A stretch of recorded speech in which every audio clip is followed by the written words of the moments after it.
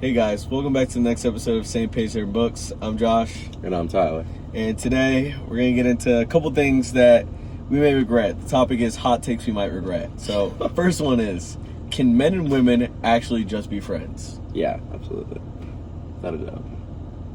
No reason behind it? Just standing on it? I mean, like, one of our best friends is a girl, and we've been best friends for... Well, I've known her for a little longer than you have. I think you probably met her like 2 years after I became friends with her. But we've been friends for... Oh my goodness. This is making me feel bad because of how old I am now I'm thinking about it. But, like 11 years. Sheesh. I think we've been friends 11 years. You're almost at time with her too. 11 years is a while. Shout out to Grace. Shout out.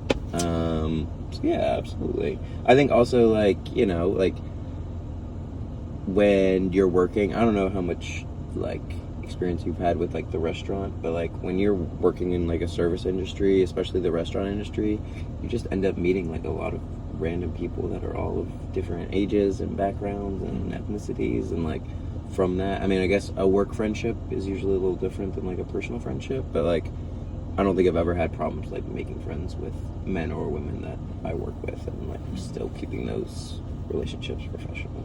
Okay. I think they can be friends. I think they can be friends. I'll be real. I think they can be friends, but there's just a couple of things that are required. Like, it has to be platonic.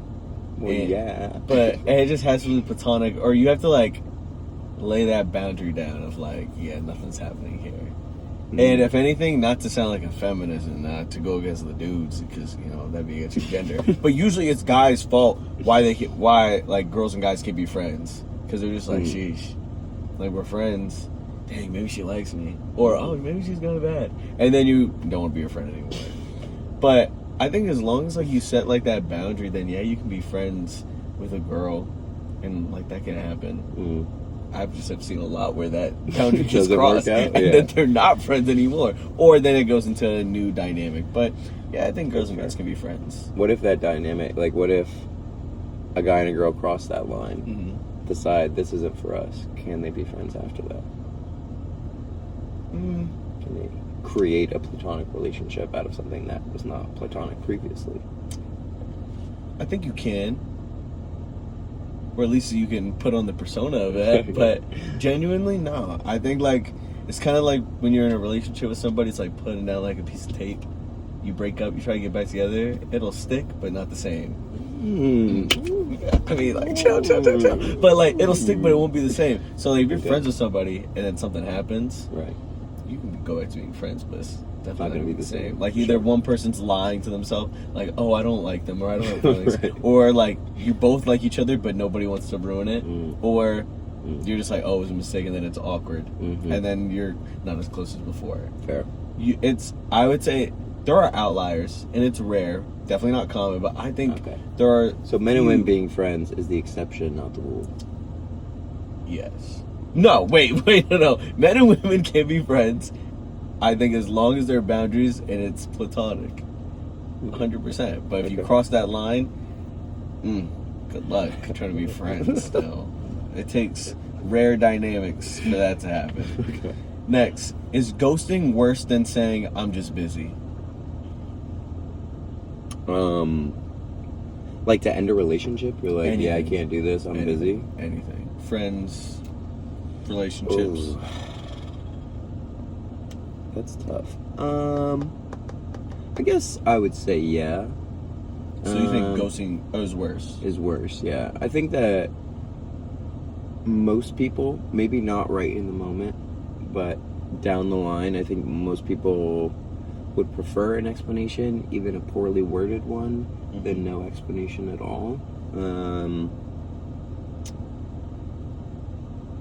But I mean, in the moment, sometimes it almost stings more to hear someone, like, say something like that, like, I'm too busy, you're not worth my time to, like, put it into my schedule, versus, like, they just don't say anything to it at all, and you can kind of create your own inferences for why it maybe ended, and in that way maybe also, like, come up with ways why it was beneficial for you and kind of move on a little bit quicker. But I would say in general, it's probably nicer to get a response than just be ghosted. Yeah, I agree. I think ghosting's significantly worse. I mean, we've all done it, but I think like once that frontal lobe kicks in, or you start to get some more emotional maturity, you realize that like ghosting is just not the best way to handle it, because you wouldn't want it happening to you. You wouldn't want it happening to anybody you care about, because then you feel bad and you're just like, oh, they're the worst. How do they do that to you? But then like the next day you're doing that to somebody else, you're just hypocritical. That's why like I have no problem like now and in the past, if I have an issue, I just say it. Like I don't want to be bothered anymore, or our friendship ran its course. I want you to eat, just not at my table, or I think we should just take some space.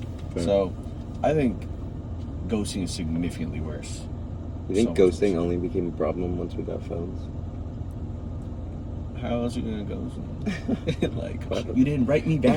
Like, I'm sorry, I got lost in the mail. What? Sorry, the carrier pigeon just went a different direction. Yeah, I don't know. ghosting only became a thing because of phones. But honestly, be careful. You ghost people, sometimes they'll go crazy. You won't name drop. But I know somebody. They ghosted somebody. It did not work out well. Okay. Wild for me to even hint to it. But anyways, is being too nice unattractive? Yeah. Really? 100%. Like, I like, if you're my friend or like in a relationship, I want you to be friendly. I want you to be sweet, nice, all that. But like, in a friend situation, like if you're nice to everybody, love that. But then there are certain times where people don't deserve your kindness because they take it as weakness. So then I'm going to be a little frustrated with you if people are walking all over you, and then you look at me and expect me to handle it, or if you don't, I'm just going to, because I'm not going to let somebody walk over my friend. In a relationship, I don't want my girl nice to everyone. No. Why would I want friendly? No. I'm cool if somebody approaches you and you respond back respectfully. Where you're just like, have a man. Bye. That's respectful. But entertaining it, or you're being too friendly, too nice, where they feel like they have the opportunity to, or you're not inserting, I have a man in there, or just up and leaving, I don't want that. I don't want too friendly. It's unattractive. Nah. I like mine unapproachable, unobtainable. That's what I want. I think that you can absolutely be friendly while still respecting the boundaries of your relationship. I agree. But too nice. I don't want too nice. Okay. All right. So it's the two in there. It's not being nice. No. If you're a mean person, I don't want to be with you. I want you to be nice, but I don't want you to be too nice. You don't need to do all that. Like if I introduce you to my friends, be nice to them. But don't go out of your way. Oh, I'm just going to text your friend about this, and this late at night. You can have her. No, I don't share. Okay, fair. I will say when I initially heard the question, my initial thought was more of like a no, I don't think it's that big of a deal to be too nice. But like they say, everything in moderation. Anything can be bad if it's in too much. 100%. So I do agree with that. And I definitely think my line of thinking is more so on like getting walked over. Like I just know that there are people who, because they are so nice and so empathetic, like they're willing to just put themselves way down in order for others to succeed, when that's not needed and it's not beneficial or helpful to anyone in the situation. I don't know that I would necessarily call it like being unattractive, but I think that I would feel bad that that's what they're going through, but not necessarily want that as like my partner for a personal relationship. So I guess, I'll agree with you. I definitely, we're good. Next, long distance relationships are pointless. True or false? False. Absolutely false. We're on the same page. I mean, not to get like too personal, but like don't need to name drop or anything. Like my parents, they didn't start out long distance, but my dad, while he was in school, he did like a 6-week internship, I guess, basically, at the U.S. Embassy in Pakistan. So for that entire time, they were long distance, and I guess like because of the international stuff, and I don't know what the relationship with the USA and Pakistan was at the time, but like my mom would write him letters, and she would never get him anything back. And then one day she got like just a bundle of all her letters, and they had been like sent back. not a mail carrier, so I don't know exactly the terminology to use, but basically like never delivered, got sent back, and that whole time she was freaking out, like, why isn't he talking to me? Like, I keep sending him all these like lovely messages and he won't respond. Later in the relationship, like maybe a week after they got married, he went down to help run a campaign for his best friend, and that was like a couple month-long period. So like, could you imagine, like, you get married and a week later, like, you and your husband are separated for like 3 or 4 months and you just have to communicate by writing messages to each other? Like, there's no phone calls or anything like that. And well, they're still married today, and they have 2 wonderful boys, if I do say so myself. Shout out Hunter. So yeah, false. I think long distance can absolutely work and be worthwhile. I agree. I don't have a story like that, but I 100% agree. I mean, at first, I was definitely anti-long distance. I was like, what's the point of dating somebody if they're far away? I don't want a remote relationship. I want it in person. Like, what's the point? But when I think about it, well, now, not even think about it, because I've done it with my ex. We don't need to go into too much details, but... You don't want to tell the story? No, Okay. but what I can say is that, like, at first, it sucked, but then it just made, like, the time when you spend with the person you're with when you're long distance and you're actually together, like, so much more meaningful. Like, conversations over the phone, whether it's texting or a call, hit much different. If you get a letter or they send like a care package or like those little things, they may seem like nothing when you're together and you see them all the time or you have that option. You take it for granted, but long distance, it like helps build up like the mental and emotional part of the relationship, which kind of gets thrown aside as an afterthought in a lot of dynamics. So I think they're worth it. Yeah. Did you ever see the show Undercover Bosses? Heard of it. Maybe seen clips of it from TikTok. But it's just like the boss goes undercover into the name. But there was one where they did an episode on 7-Eleven, and he was with like a delivery driver who like made all his rounds throughout the night and stuff. And I don't fully remember because it's been a couple years, but it basically like he'd be at work every weekday and he'd only see his wife on the weekends.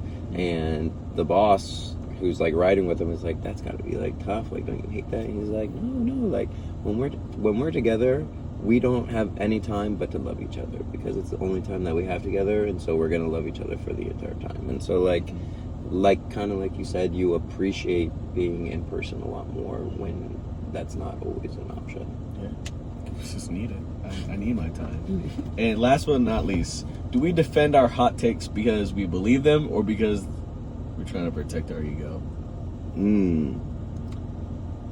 Real question, but it's because I believe it. I don't say things I don't believe, and I'm open to change. Where if somebody gave me some good rationale and some good points on the things that we've talked about in this episode or in the past, and they're like, this is wrong because this and this, or I believe this, and I believed it for a second. I was like, huh, you're right.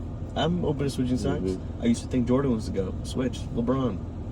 Really? So, yeah, I'm flexible. When did that happen? Like 2 years ago. It wasn't That's a big change. It was a big change. It was a big change. Not my favorite player, so Kobe. No, I know. But that was a big change. That's crazy. I didn't think you were ever going to make that switch. I'm rational, see? Open to change. Flexible. Moldable. Coachable. You're welcome.